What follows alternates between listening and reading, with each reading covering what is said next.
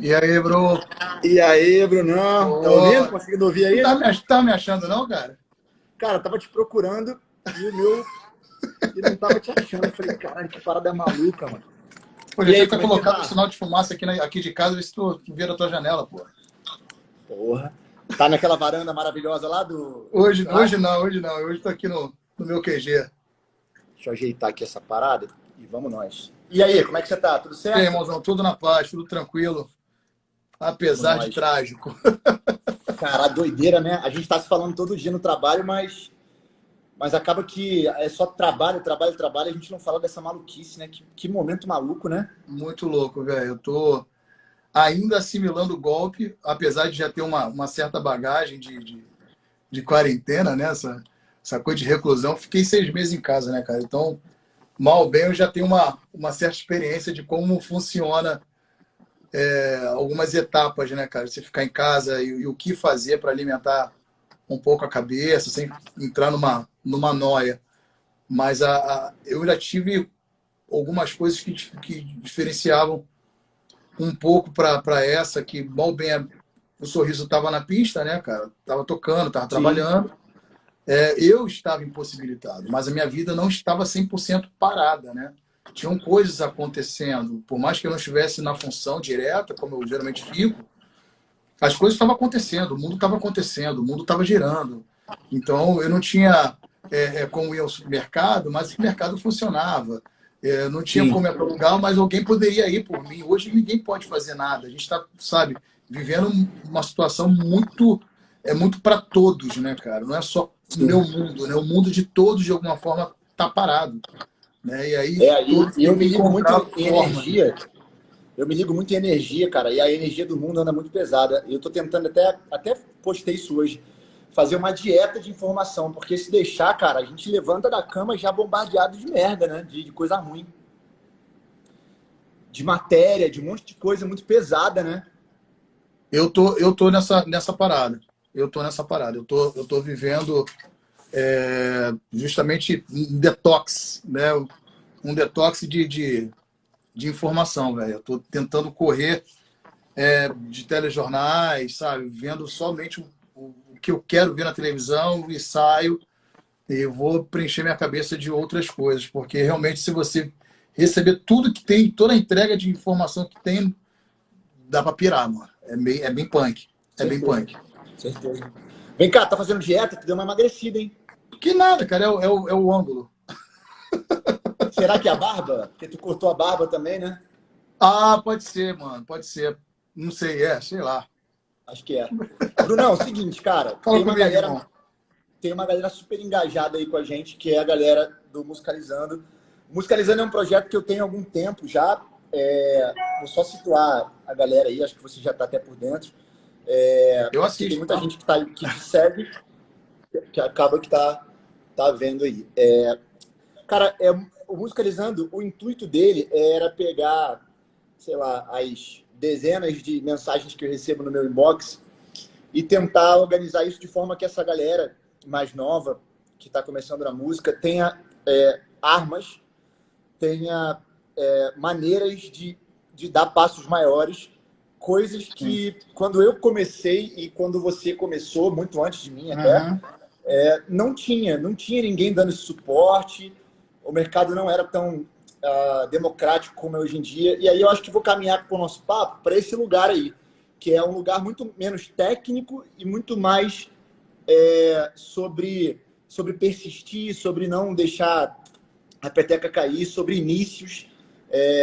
E aí eu queria, cara, te fazer uma pergunta aqui que eu mesmo tenho uma puta dúvida. Como é que foi o início da tua carreira? Tu nunca me Porque a perguntou gente isso, cara? nunca soube isso. Nunca. Nunca. Eu sei que você é da Tijuca, né, do Grajaú ali da área, não é? Sim, sim, sim. Meia, Tijuca, Grande Zona Norte, né?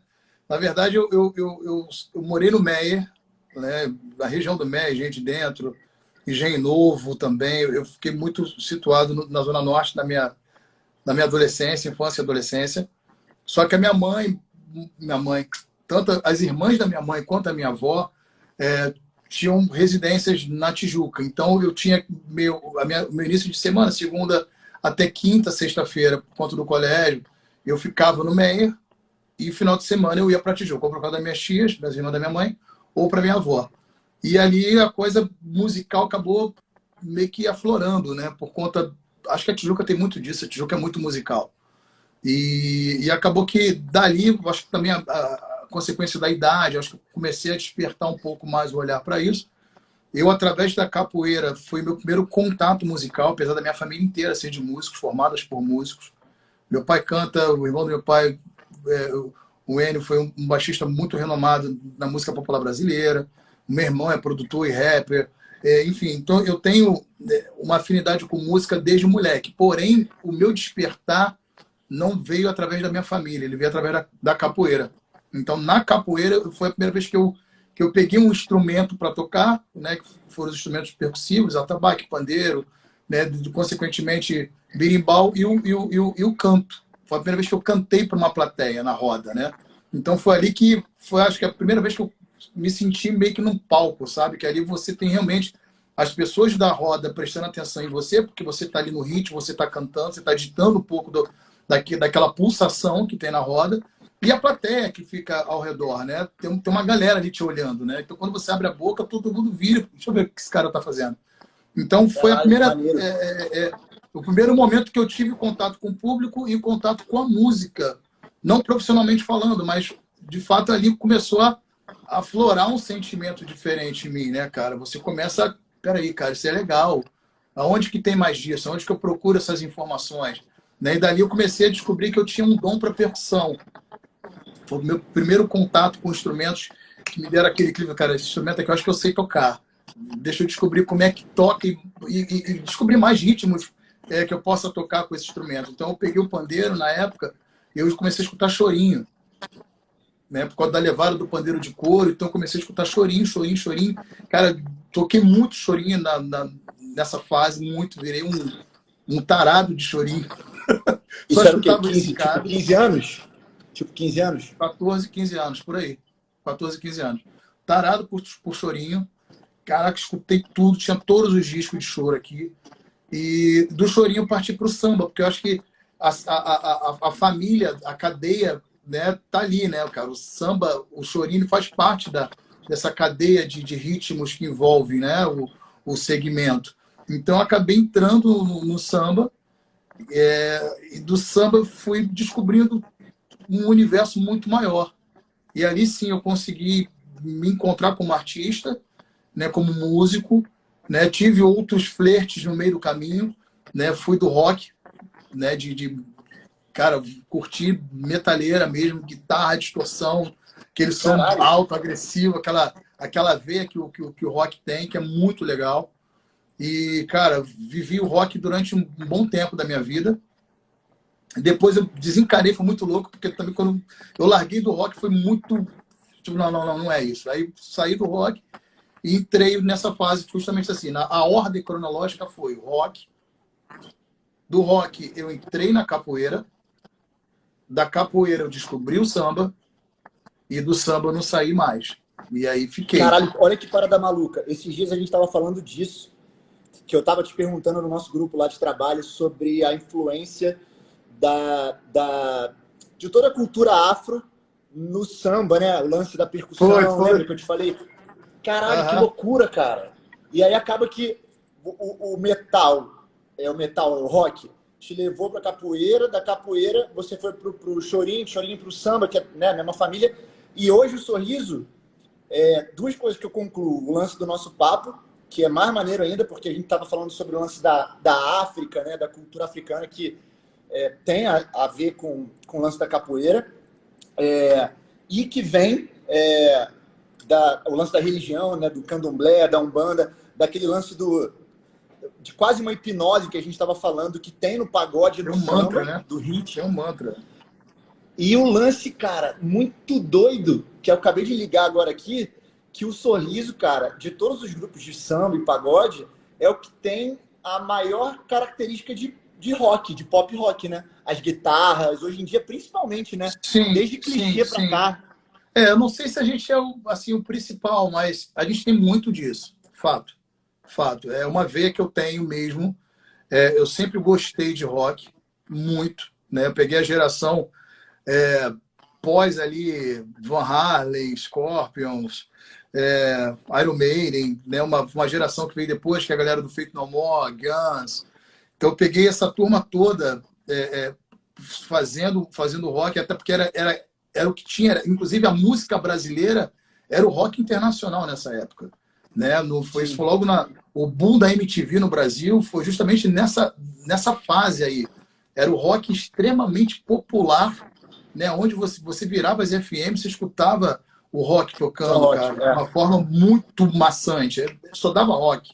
Né? Aí você teve o rock nacional também, que trouxe um momento brazuca para o rádio, e depois vieram outros movimentos. Né? Aí a gente teve, né, essa saída do rock internacional, foi justamente, se eu for analisar, você vai ver que tem uma cronologia que é muito a minha cronologia musical. Porque quando o rock internacional ele começou a perder a força, obviamente a música internacional, não somente o rock que tocava, mas o rock tinha a sua presença, foi justamente um rompimento onde o Raça Negra começou a despontar na música popular brasileira. O Raça Negra foi o primeiro grande grupo pop samba a acontecer. Porque você tinha um samba muito característico do samba tradicional, né? O samba de roda, o samba de terreiro. Você tinha aquele conceito do samba muito clássico acontecendo, e sempre foi assim. Mas ele nunca foi tão popular, midiático, né? As TVs abrindo suas portas para receber, né? Você não tinha grande massa cantando aquilo. O Raça Negra foi o primeiro grande expoente pop, samba, a acontecer. E ali foi mudando a cena, e eu fui sendo, obviamente, meio que uma esponja disso, né, cara? Eu fui sugando essa informação porque era o que via na TV. E eu, muito moleque, né? E o jovem tá aí, né, cara? Ele tá olhando tudo. Ele é um grande canal de recepção de informação. Então, sim, uma hora o cara tá curtindo funk, outra hora o cara tá roqueiro, outra hora o cara tá... E eu fui tudo isso. Eu fui MC, cara. Eu tentei ser jogador de futebol, eu fui roqueiro. Eu, na minha juventude ali, cara, dos meus 12 até os meus 17 anos, cara, foi a maior confusão da minha vida, cultural da minha vida. Eu tentei ser tudo, mano. Até que eu caí no samba. E eu consegui achar meu caminho, mas as influências permanecem, entendeu? Todas elas têm algum cantinho meu que de vez em quando aparece ali, cara, eu sou roqueiro também, aí eu quero botar isso no samba. Aí eu fui funkeiro, então eu tenho que trazer o meu funk para cá. Então, em algum momento, eu faço essas fusões das minhas personalidades, desses vários Brunos que tem, entendeu? Cara, acho foda isso, porque o Brasil é um dos poucos países que permite isso, né? Da gente, porque como é um país continental muito grande, acaba que a gente sofre muita influência de tudo.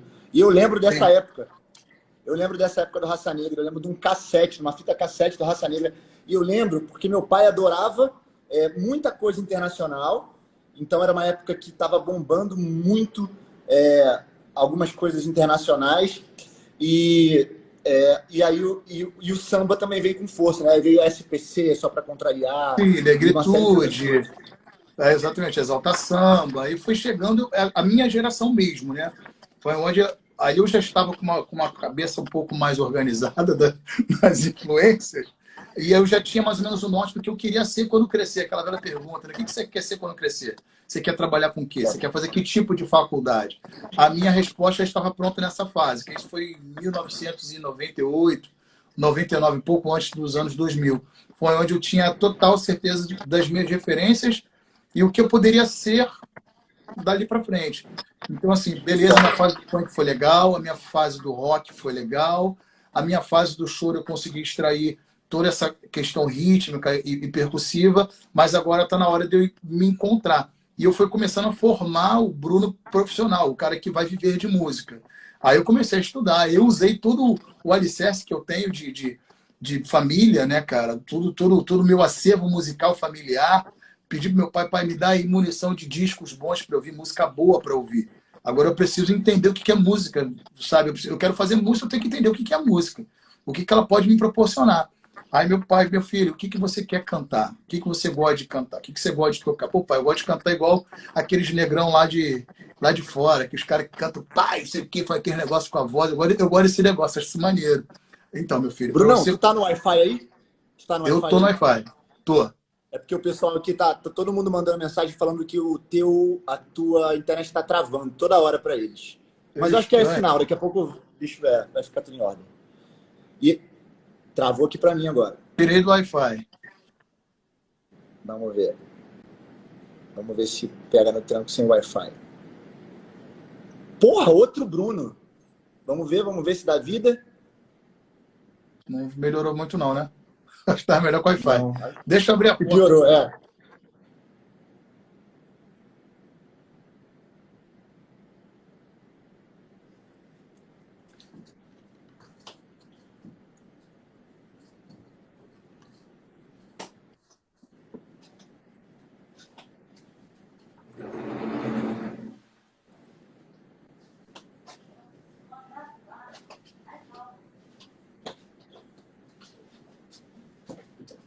Voltei.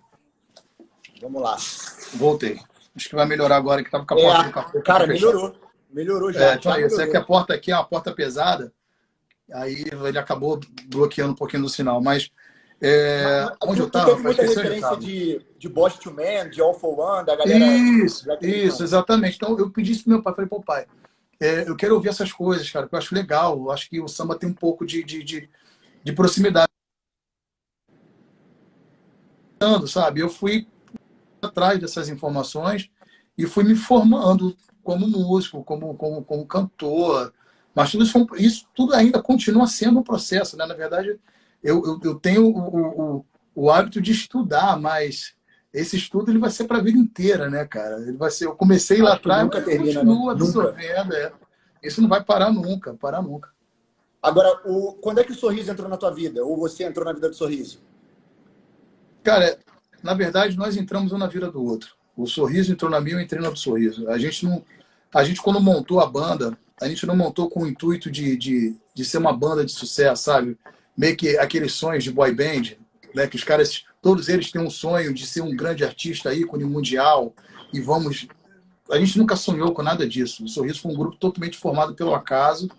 A gente tinha um hábito de fazer um futebol e esse futebol ele terminava num churrasco. Normal. Um movimento, inclusive, super comum para muita gente. Como até hoje, é. Até hoje é assim. Então a gente fazia esse movimento pós-futebol, churrasco.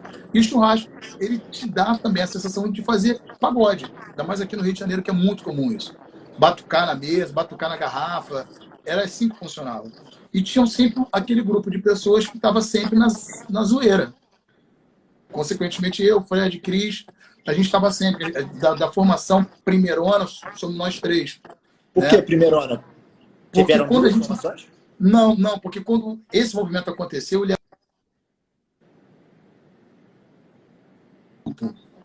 a gente se encontrava para fazer uma brincadeira. Quando o Sérgio e o Vinícius vieram, a gente já tinha uma noção de querer montar um grupo. Então a gente tirou, obviamente, assim do radar, aquela coisa de não vamos ficar tocando nas festas. Não, a gente não queria mais tocar nas festas. Agora a gente queria tocar no bar da esquina. Mas vocês mudaram a chave porque minimamente vocês tiveram feedback da galera que o negócio estava maneiro? Exatamente. Pô, isso é legal, o que vocês estão fazendo é legal. Por que vocês não montam um grupo? Aí esse sentimento profissional aflorou. Assim, pô, pra gente montar um grupo, a gente precisa ter um cara que toque um violão, porque a gente não tinha o cara do violão. Era um cavaco e uma porrada de gente batucando e cantando. Então, quando esse bichinho picou a gente ali, a coisa, peraí, temos que ter um cara do violão para melhorar a nossa harmonia. E a gente, como era muito influenciado, aí entra aquele papo que eu estou falando das bandas do momento. O teclado era um instrumento muito presente nos arranjos das bandas da época. Né? Raça Negra, as introduções da época, era um metal de teclado. Até hoje, né? Até hoje, é. O deles ele não muda, não. Exatamente. As bandas tinham muito a coisa do teclado presente no som. E a gente ouvia aquilo no rádio, a gente via os caras na TV e falava assim, cara, tem que ter um teclado. Vamos achar um tecladista. Então a gente foi meio que num grupo de amigos. A minha mãe é amiga do professor do irmão do Vinícius, tecladista. Olha só que louco. Liga pro cara que esse cara toca teclado, chama ele pra cá. Eu tive uma noção de como funcionava. Aí o Vinícius foi lá, fez um teste com a gente, ficou. Sabe? Então a gente meio que foi improvisando essas coisas e a gente se montou como banda numa necessidade de, cara, eu quero tocar na esquina, só que eu quero apresentar alguma coisa melhor. Então a gente foi nessa de apresentar coisa melhor, buscando sempre o melhor, e aí quando a gente foi ver, a gente já estava com uma banda que aí foi tipo War, né? A gente foi conquistando os territórios, cara. Então a gente, tipo assim, a gente começou no Grajaú. A gente tocou em todos os bares do Grajaú. Então vamos para Tijuca. Aí tocamos nos lugares da Tijuca. Agora a gente tem que sair da Tijuca e ir pro... Aí, bares do Maracanã. Então a gente foi meio que conquistando e chegou uma hora assim, cara, ferrou. Eu descobri que eu quero ser músico. Eu quero ser músico, quero tocar. E a gente foi profissionalizando a coisa e até hoje a gente continua com esse senso de melhorar, de crescer, de evoluir musicalmente, da produção, show. Nessa época o nome não era Sorriso? O nome não era Sorriso, na época. Era Sorriso Maroto, sempre foi. Já era? Sempre foi. Sempre foi. O Sorriso veio no primeiro contrato, vamos dizer assim, o primeiro lugar que a gente teve para tocar, que foi uma pizzaria chamada Torre de Pisa. A gente foi para lá, batemos na porta, e aí, pô, falando com o dono, que é o dono falando de tal, o seu Rocha, que era o dono. Pô, a gente tem uma banda e a gente queria um espaço para tocar. E a gente viu que aqui domingo é um lugar que não tem muito movimento e tal. A gente queria experimentar aqui. Pô, a gente tem um público nosso aqui que a gente pode levar para tua casa e movimentar a tua casa. É o senso empresarial começando a florar. Né? A gente tinha um público, tinha umas 20 pessoas do prédio que saíam do prédio e iam para a pizzaria comer pizza e curtir o nosso som. E ali movimentava o domingo do cara que estava morto. O cara não vendia pizza no domingo. Uhum. Então a gente fica, não, pô, para mim tá ótimo. Vocês garantem aí uma média de 20 pessoas por dia. Pô, para mim tá lindo. O que eu tenho que fazer? Tem que pagar? Pô, não precisa pagar. Pô, dá uma alimentação pra gente, uma rodada de pizza, 2, e a gente toca.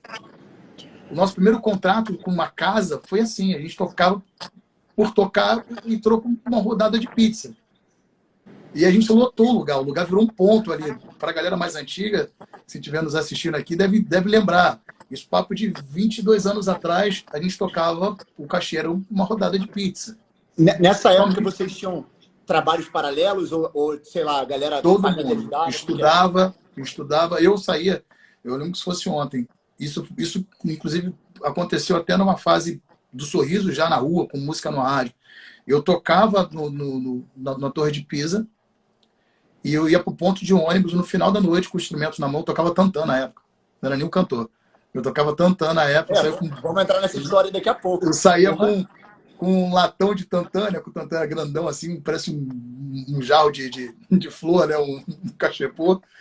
Com aquilo nas costas, pegava um ônibus e ia para o Meia, porque eu morava no Meia. E aí, Fred, toda noite assim. E isso foi durante muitos anos. Eu lembro, eu já estava com Ainda Gosto de Você tocando no rádio. De Janeiro vai lembrar. E com o show anunciado no Canecão. E, cara, o banner atrás do ônibus. Né? A gente usava, né, aquelas divulgações atrás do ônibus para a galera ver na rua. E eu dentro do ônibus. É o Buzz Door, né? O Buzz Door, exatamente. E eu dentro do ônibus, com o instrumento na mão, eu e Fred. Eu não sabia se ficava feliz que eu estava com o anúncio que eu estava com a minha banda anunciada ali atrás, se eu ficava com vergonha das pessoas me reconhecerem dentro do ônibus. Tipo assim, pô, aquele cara, né? Cara, mas esse lance que você está falando vai muito... funciona muito como eu penso também, assim, vai muito de encontro com o que eu penso, que é o lance da panela de pressão, que é de dentro para fora, né? Os movimentos começam, como você falou, a galera do teu prédio, aí virou a galera da tua rua, aí virou a galera do teu bairro, aí virou a galera do teu estado. O que eu sinto hoje de quem começa na música é que as pessoas querem pular etapas, né? Elas querem, antes de conquistar o próprio bairro, o próprio prédio, elas querem conquistar o Brasil. E aí, cara, pulando etapa, a coisa não funciona. É um negócio que a gente sempre bate na tecla. Para quem não sabe, o Brunão, ele também é meu sócio na Melim, que é uma banda que há 2 anos já existe há mais tempo e há 2 anos já vem se comunicando com um grande público há 1 ano e 8 meses. E a gente sempre fala isso, né? Para não pular etapas. O Bruno também é um dos empresários, sócios do Dilcinho, enfim, que também é um artista de ouro. E também sempre batemos nessa tecla quando conversamos sobre não pular etapas. E, cara, falando de etapas, eu queria só concluir esse início da tua vida aí, te perguntando se naquela época os teus pais te apoiavam e se você pensou em desistir em alguma hora, no momento do comecinho ali. Assim, a minha mãe é pagodeira, minha mãe é sambista, né? Minha mãe gosta do negócio. Então, minha mãe, o maior orgulho dela, obviamente, é ver o filho dela cantando um estilo de música que ela gosta, óbvio. Né? Mas, ao mesmo tempo, a minha mãe já vinha calejada de um sonho que não foi tão bem conquistado pelo meu pai, realizado pelo meu pai. Meu pai é cantor. Só que meu pai nunca foi um cantor de sucesso. Meu pai nunca foi um cantor de renome. Meu pai foi um cantor de baile, um excelente cantor de baile. Mas aquilo trouxe, provavelmente, para a gente, como família, um certo trauma, né, cara? Porque a profissão musical, ela exige muito da parceria, da compreensão da família, sabe? Da sua esposa, da sua mulher, dos seus filhos, da sua, sabe? Do ambiente familiar, ele tem que abraçar muito você, porque é um tipo de trabalho que traz uma certa solidão para dentro de casa. Você está ausente nas datas festivas, nos horários de todos, porque lugar, então quando a gente chega, quando está todo mundo acordando, a gente está indo dormir. Então é uma profissão que traz um prejuízo emocional muito grande. Então, se você não tiver uma família que te apoie e equilibre essa perda, você acaba se machucando muito. Né? Isso para minha mãe, no começo, minha mãe e meu pai, desde a época de namorados, que meu pai já era músico. Então, a minha mãe sempre sofreu muito essa solidão do meu pai. E ela tinha esse medo de acontecer comigo, né? De ela sofrer com a minha falta. E eu também, e a frustração do não êxito, né, cara? Você fica, pô, será que meu filho vai se dar bem nisso? Ele está abdicando do tempo dele, da juventude dele, do trabalho, que ele poderia ter um trabalho mais convencional, dos estudos, de certa forma, prejudica. Né? Chega uma hora que eu tive que fazer uma escolha, eu tive que optar. Né? Então, assim, eu não cursei faculdade por conta do Sorriso. Eu optei fazer aquilo. Foi uma decisão do que o Sorriso teve. A gente fez uma reunião muito grande, né? E a gente tomou uma decisão. Gente, olha só, agora não tá dando mais para conciliar. A gente já tinha música no rádio, as coisas já estavam acontecendo, já tinham propostas para a gente começar a viajar para outros estados e tal. Então chegou uma hora que a gente teve que botar um checkmate. Ou acredita no som e realiza, ou não realiza. Então, quando esse debate chegou, eu já tinha total convicção do que eu queria. Eu falei, eu vou me especializar na música. É disso que eu vou viver. Seja eu cantando, seja eu tocando, seja eu compondo, produzindo, já me imaginava. Aí eu comecei a falar, não, eu tenho que começar a me interessar mais por outras coisas da música e aumentar o meu leque de opções. Sim. E foi isso que eu fui fazendo e faço até hoje. Eu sou um grande apreciador de músicas e nas suas diversas faces e formas. Então, todas as partes da engrenagem, né, da música. Da engrenagem. E isso foi uma coisa que eu escolhi lá atrás. Eu vou viver de música e não só cantando. Então é isso que eu busco a todo momento. E o Sorriso Maroto tomou uma decisão naquele momento de viver de música e assim a gente foi até hoje. Está sendo até hoje. Na tua opinião, cara, a internet hoje, os dias atuais, para quem está começando, é melhor ou pior do que quando você começou? Muito melhor. Na minha fase, eu sempre dou esse exemplo. Eu lembro quando a gente começou o trabalho com o Dilcinho, né? Tu falou um negócio aqui só para fazer uma coisa, eu não sou empresário do Dilcinho. Eu sou sou produtor musical do Dilcinho. Sou produtor musical do Dilcinho e principalmente no começo da carreira, nesse processo agora que eu vou tocar, eu tive uma participação junto com ele muito, muito intensa, que foi em toda a concepção artística, né, e gerenciamento da carreira do Dilcinho como um todo. Hoje eles têm a Work, né, que é um grande parceiro deles, que completam essa função, e hoje eu estou mais na parte musical apenas. Mas na fase inicial, para mim, que é a fase mais importante, é quando você cria o RG, o CPF do artista, né? A gente teve um papel muito interessante com o Dilcinho, que é justamente o ponto de partida da criação, né? De você começar a formar uma ideia. Isso aconteceu também com o Sorriso. Né? A gente começou numa época que a gente não tinha internet. Para você ser conhecido, cara, era um trabalho de formiguinha, mas muito complexo, porque a nossa forma de comunicação era TV, maçante,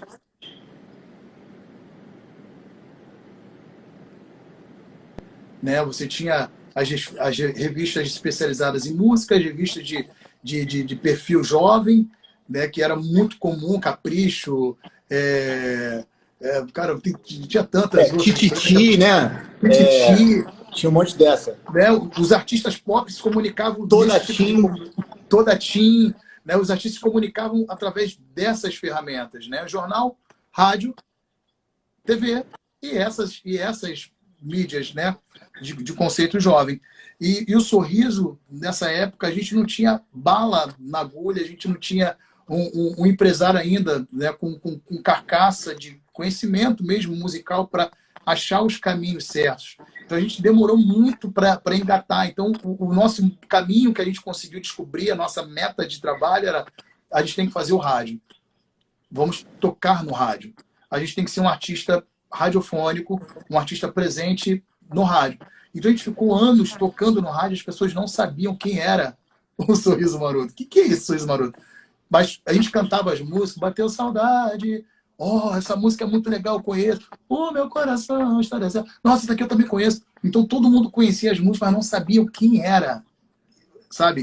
Quem Isso é o até Sorriso hoje Maroto? é uma dificuldade para os artistas, né? Que é a música chega antes do artista. Mas é Exatamente. melhor hoje em dia, porque você tem as redes sociais e a internet para poder massificar mais isso, né? Então, assim, a gente demorou para unificar a imagem do Sorriso, né? Essa questão de quem é o Sorriso Maroto, quem são esses meninos. Essa pergunta ela só foi se resolver no nosso terceiro para o quarto disco. Foi onde as pessoas assim, esse menino que está cantando é o menino que canta as músicas que eu gosto já há um tempão, né? Esse grupo aqui é o grupo que eu gosto. Eu não sabia que era esse grupo, porque a gente tinha uma dificuldade de unificar a imagem e áudio. Isso só aconteceu no nosso primeiro DVD, que é o nosso terceiro disco. Foi onde as pessoas viram vários sucessos de época registrado num primeiro audiovisual. E eu lembro como se fosse ontem que a gente foi um dos primeiros, inclusive, no Brasil. Isso é uma coisa real. O Sorriso foi um dos primeiros artistas no Brasil a gravar em mídia DVD. Eu lembro disso. A gente foi um dos primeiros. A tecnologia estava chegando no Brasil e a gente foi um dos primeiros a ter o produto DVD. Antigamente era tudo no VHS. As pessoas tinham o VHS. Mas a mídia DVD, né, registrar na qualidade para DVD e tal, a gente foi um dos primeiros a fazer, fomos pioneiros nisso. E foi muito interessante que a gente conseguiu startar uma tecnologia junto com um processo de imagem e áudio. As pessoas começaram a entender. Que foi o da Everlast. Que foi o da Everlast. Por isso o Everlast é tão icônico. Né? Essa blusa verde é muito icônica por conta disso. A gente conseguiu pegar um boom do mercado de consumo de mídia digital, DVD, né? As pessoas começaram a ter desejo de ter aquilo em casa. Só que tinha que ter o produto. E quem tinha o produto acabou saindo na frente, entendeu? Sim. Então esse disco nosso foi um disco muito icônico por conta disso, porque as pessoas usaram um artista, obviamente, que já curtiam, tinha um apelo, mas a mídia foi muito boa para a gente conseguir fazer o trabalho chegar mais rápido até a casa das pessoas. E tem um lance, cara, para quem está vendo aí, que é muito importante de frisar, e o Brunão até me corrigiu,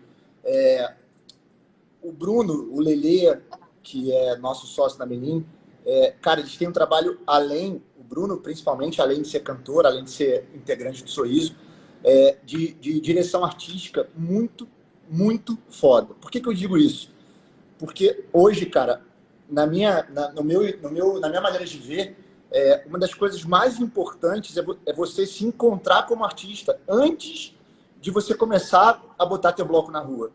Aquele lance das etapas. Eu vejo muita gente equivocada. Eu vejo muita gente correndo atrás de sucesso sem entender primeiro qual é a sua verdade. Às vezes o dom que o cara tem, que o cara é extremamente talentoso, faz com que o cara consiga atuar em diversos gêneros. Isso causa uma confusão. Isso acontece muito com quem é compositor, porque o cara compõe para todo mundo, mas ele ainda não se encontrou na área dele. Então, uma coisa muito bacana que o Bruno faz no Jucinho, que ele faz na Melim com o Lelê, e que ele fez, né, no Sorriso, e eu sei que lá no início teve muita mão do João, né, do João da DEC, que é puta ouvido. Sim, total, meu grande cara, era assim, não existia música para encher linguiça. O disco todo era disco bom, né? Isso é foda, cara. O disco todo era para ser trabalhado. Eu aprendi muita coisa com o João. Assim, o João ele conseguiu me passar, assim, para mim, algumas diretrizes que são fundamentais para o meu trabalho hoje, sabe? Muito do que o João falava no meu ouvido e eu não entendia na época, hoje faz total sentido, sabe? É um barato. E uma das coisas que você falou, que eu acho que é o ponto bem legal dessa nossa resenha, principalmente para os artistas novos, talento músico sempre vai ter. Talento compositor sempre vai ter. Né? Na nossa função, né, que é direcionamento artístico e produção musical, é muito importante a gente direcionar o artista para aquilo que o público vá compreender melhor. né? É aquilo que você vende melhor. Porque no final das contas, quando a gente cria um artista, um músico, você vira um artista barra produto, barra segmento, barra... Você começa a entrar dentro de um circuito, né? De uma caixinha. Você precisa de um CPF, de um RG, de um nome. É a prateleira, Entendeu? né? A famosa prateleira. É uma prateleira. A Você tem que playlist, fazer... né? É uma Antigamente playlist, a prateleira da FENAC e da Americanas virou playlist, né? Qual playlist que você vai estar? Exatamente. Você tem que figurar em algum lugar, você tem que ser alguma coisa. E o nosso trabalho é justamente esse, é despertar nos artistas novos o lugar dele, ele se encontrar. Obviamente não é a gente que dá a roupa para ele vestir, mas a gente descobre nele a melhor roupa para ele vestir. Né? Então é isso que a gente faz. Esse trabalho para a gente ele é muito significativo. Um trabalho que a gente fez isso com o próprio Sorriso, Dilcinho, Melim, Mumuzinho. Mumuzinho foi muito engraçado. Quando o Mumuzinho apareceu para a gente no primeiro disco, ele era um excelente cantor, e sempre foi um excelente cantor, um músico exemplar, mas era um imitador. O Mumuzinho era um exímio imitador. O show dele era um show de imitação. O artista Mumuzinho não existia. Existia um cara que imita a Alcione bem demais. Um cara que imita o Alexandre Pires perfeito. Mas quem é o cantor Mumuzinho? Aonde estava esse cantor Mumuzinho dentro dele? E foi aí o nosso trabalho, de encontrar essa personalidade, essa múltipla personalidade que ele tem, e tirar ali a principal, a referência. Ele pode ser o imitador, ele pode ser o comediante, que ele tem essa veia, ele pode ser o comunicador, que ele tem essa veia, mas o que ele quer ser? Eu quero ser cantor. Então, para você ser um cantor, você tem que ter uma cara, e você tem que vestir uma roupa. As pessoas têm que olhar para você e ter a referência correta do que você é, não que você é tudo e não é nada. Né? O Mumuzinho, ele era tudo e não era nada. Tudo muito bem, mas faltava uma referência. Né? E a gente conseguiu, né, durante um bom tempo, fazer um estudo com ele. O Mumuzinho foi um artista que a gente preparou durante anos. Ele não aconteceu da noite para o dia. E o Mumuzinho, ele foi, cara, vem para cá, isso aqui não fala assim, faz assado, essa música aqui é boa para você trabalhar no rádio. E a gente foi construindo a personalidade dele. Hoje ele mata no peito e é um Mumuzinho que todo mundo conhece. Foi um trabalho muito árduo. E isso é muito maneiro, cara, porque as pessoas ajustar só o Mumuzinho. É um clichê, mas é um clichê real. Mais real do que nunca. As pessoas só veem a pontinha do iceberg, né? A base. Sim. A gente tá, por exemplo, eu, o Bruno, o Lelê, nosso time, a gente está já... O Bruno deve estar uns 2 anos, 1 ano e meio, e eu há 1 ano, conversando e preparando 2 artistas diferentes que a gente quer lançar e vai lançar. E, cara, é um trabalho silencioso e de não pular etapas. Né? E agora, com essa pandemia, a gente deu uma adiadinha ainda, mas... Exatamente. Mas quando o cara olha o artista acontecendo, ele fala, caraca, tem 1 mês. Porra, em 1 mês esse artista aconteceu. Porra, é 1 mês aos olhos de quem tá ali, né, vendo. Mas isso já acontece quase 2, 3 anos, né? É uma vida. Exatamente. Eu lembro... Agora aconteceu essa semana aqui, eu tô com um casal de amigos aqui em casa, desde o início da quarentena. Um amigo meu falou assim, pô, Bruno, sabe o que eu lembrei agora? Que a gente viu um anúncio do Dilcinho em algum lugar. Uma chamada de programa de TV.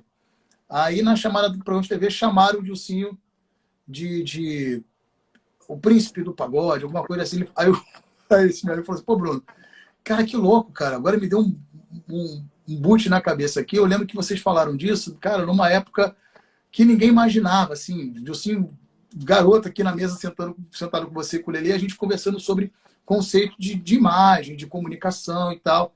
E a gente preparou o Dilcinho, né, numa fase de que o samba estava muito carente de cantores com apelo romântico, né? Não necessariamente ser um príncipe, mas o príncipe, ele é um cara romântico.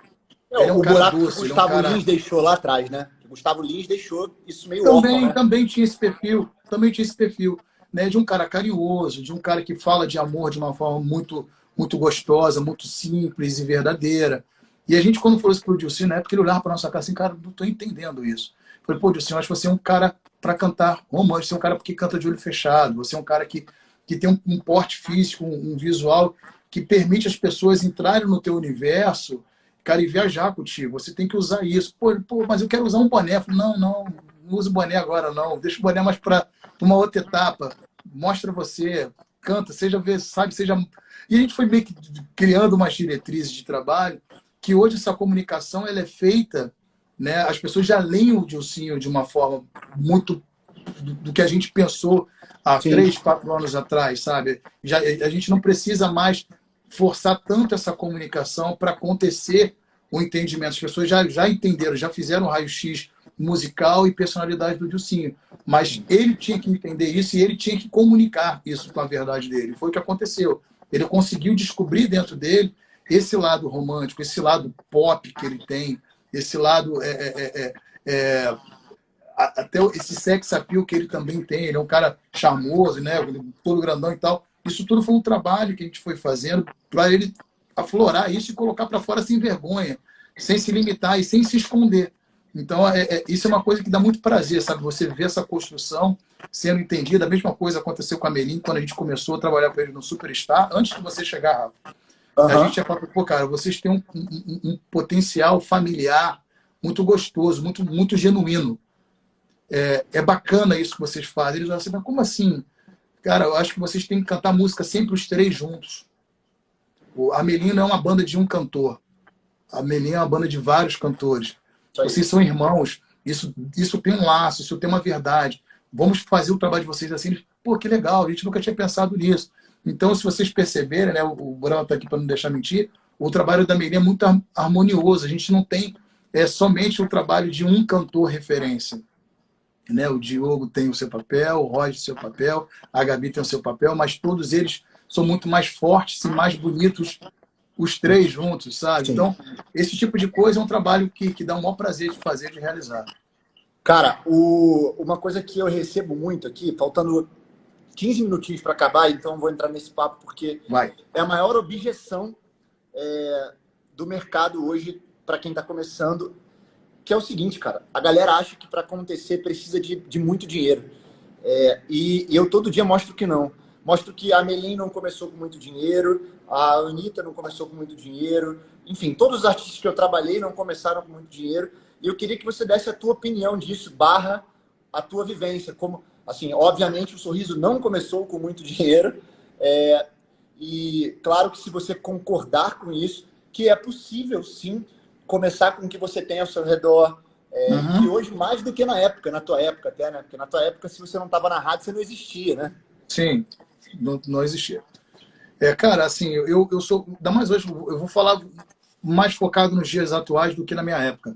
Eu acho que na minha época a gente tinha que estar muito mais na rua, né, para acontecer. A gente tinha que estar fazendo shows, a gente tinha que estar batendo na porta das rádios, a gente tinha que estar conhecendo pessoas. Hoje você tem a ferramenta principal que é o seu celular, seu smartphone, o seu computador.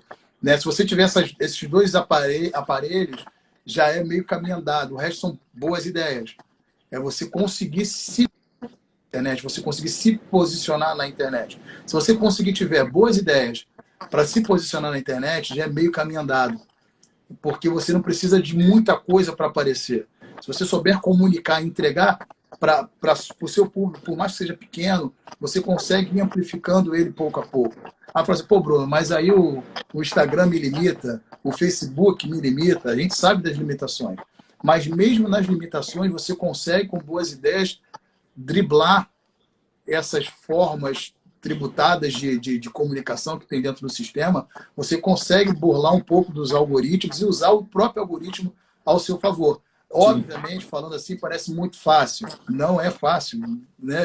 Eu me questiono a todo momento em buscar formatos de fazer uma campanha dar certo. Exemplo, agora mesmo na campanha da nossa live, eu estava levantando os números, são números reais.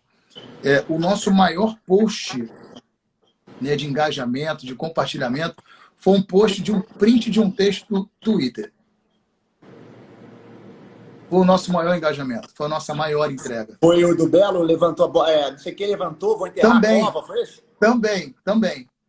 Foi um antes desse, foi o anúncio da live, foi o primeiro, o segundo foi esse. Que o Belo abriu a cova, o Thiaguinho, sei lá, o Belo... Sei que eu fiz uma brincadeira ali, fiz um jogo de palavras e um print. Foi o maior engajamento, ou seja, a gente está preocupado com o design, com a entrega, a foto perfeita, a luz, o figurino, a gente está pensando uma série de coisas. É legal, sim. Mas a gente, em alguns momentos, usa o próprio algoritmo das ferramentas como nosso aliado. Então, ali foi um post praticamente sem arte, né? Ele não tem arte alguma, né? Ele não tem foto, ele não tem nada, ele tem apenas um bom texto com uma mensagem direta para aqueles fãs que gostam do nosso trabalho. E aquilo ganhou um compartilhamento monstruoso. Por quê? Eu compartilhei, o Brahma viu aquilo, achou legal, compartilhou para mais tanto, o outro viu aquilo, compartilhou mais tanto, e o post já não era mais meu. O post, você já se apropriou daquele post. Então, eu usei o algoritmo a nosso favor. Uma boa ideia. Né? Isso aí é o papo que eu estou tentando colocar para a galera que está assistindo. A gente ter boas ideias na comunicação do nosso trabalho pode, sim, fazer uma grande diferença no artista de hoje. Na minha época, eu não tinha como fazer isso, porque as ferramentas eram todas orgânicas. Eu tinha que estar com o cara que programava a playlist do rádio e falava, cara, eu tenho um disco aqui, me toca. Eu tinha que ser alguém, depois do rádio, para conseguir bater na porta do jornal. Pô, você consegue fazer a matéria comigo? Eu estou fazendo sucesso. Eu tinha que ser o top 10 para aparecer num programa de televisão, senão não aparecia. Sim. Não tinha outro caminho. Você tinha que estar no front do negócio. Nessa época era tenso. Essa época era tenso. Eu lembro de você. Tinha 4, 5 pessoas que mandavam no mercado e fudeu. Era isso. Exatamente. Cara, eu tinha que passar uma semana na estrada fazendo rádio comunitária. Eu entrava no carro, saía com, cara, sei lá, o dinheiro da alimentação e da gasolina, ia batendo de rádio, pegava as listas de rádio que eu achava, e, cara, perguntando para a rádio, o fã de tal isso aqui? Pô, vou lá. E pegava o carro, tô aqui com um sorriso maroto, Monza, dirigindo, batia na porta, a gente com o instrumento na mão e tal, o grupo Sorriso Maroto, a gente tem um disco para mostrar aqui, você pode tentar dar uma oportunidade, aí as rádios comunitárias, como tem uma facilidade maior na grade, vem para cá, senta aí, troca uma ideia. E aí o OR, volta ao conceito OR, conquistando territórios, base por base. E a gente foi pelas rádios comunitárias, das rádios comunitárias a gente foi para as grandes, e aí as coisas foram acontecendo naturalmente. Cara, fala um pouquinho do Amo aí, porque é um projeto fodão. Sim. E é o disco novo, né? O trabalho novo. E tem uma galera perguntando aqui também sobre o Ama. Legal. O Ama ele tem um propósito muito pessoal. Tá? O Ama ele foi um projeto escrito. Não sei se eu psicografei, não sei de onde veio a real inspiração, mas hoje eu me questiono se eu talvez não tivesse buscando um pouco da reflexão que não só eu fiz no meu período enfermo. Todos nós estamos fazendo os mesmos questionamentos. O AMA ele é uma abreviação de Antes que o Mundo Acabe. Né? É uma reflexão que você faz em situações como a gente está agora. Tipo assim, cara, será que eu vou pegar o Covid? E se eu pegar o Covid? O que será de mim? O que será da minha família? O que será do mundo amanhã? O que será, sabe, de tudo isso que a gente está vivendo? Essas perguntas eu me fiz no hospital. Eu fiz uma reflexão disso. Amanhã eu vou ter um problema. Será que eu vou me curar? Será que eu não vou me curar? Será que eu vou voltar a cantar? Todos esses questionamentos vieram. E o maior barato é que essa coisa do antes que o mundo acabe, eu fiz antes de ficar doente. Eu tive esse clipe, falei, cara, isso é genial. Mas era genial porque eu estava vendo o mundo vivendo muito louco. O mundo estava muito desregulado. As pessoas estavam completamente perdidas, no meu entender. Eu acho que a gente precisava, de alguma forma, trazer um choque para as pessoas, para a gente refletir. E esse choque está acontecendo agora. Olha só, por isso que eu estou falando que tem vários pontos que acabaram se ligam, né? Exatamente. Então, eu me questionei há um pouco mais de 2 anos atrás, antes de eu ficar doente. Eu revisitei todos esses pensamentos quando eu fiquei no leito. E quando eu saí do leito, eu falei com os meninos. A gente fez o cubo antes, mas eu já tinha sinalizado eles, gente, tem um projeto aqui, pá. E quando chegou a oportunidade, eu voltei novamente com esse tema da gente discutir algumas coisas. Daí eu fiz uma música chamada Antes que o Mundo Acabe, que fala sobre um pouco da sensação que eu tive, que é muito próxima do que a gente está vivendo hoje como sociedade. E o disco tem uma coisa de libertação. Ele foi gravado na beira do mar, sabe? Ele tem uma coisa meio libertação, sabe? De energias boas. E a gente queria trazer alguns temas como reflexão. O próprio Sinal Vital, que foi a primeira música de trabalho desse projeto, desculpa, gente, de primeiro trabalho de trabalho nesse projeto, ela traz um pouco de reflexões de situações do mundo que se cara, se deterioram. Ai, eu enrolei tudo. Que se destrói, se autodestrói, melhor. Sim. E a gente trouxe alguns questionamentos, como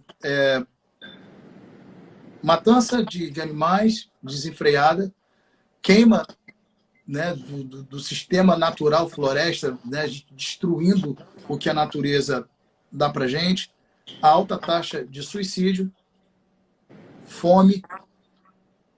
Então a gente trouxe temas que são muito comuns, que eu ouso dizer que eles são causados por nós. Sim.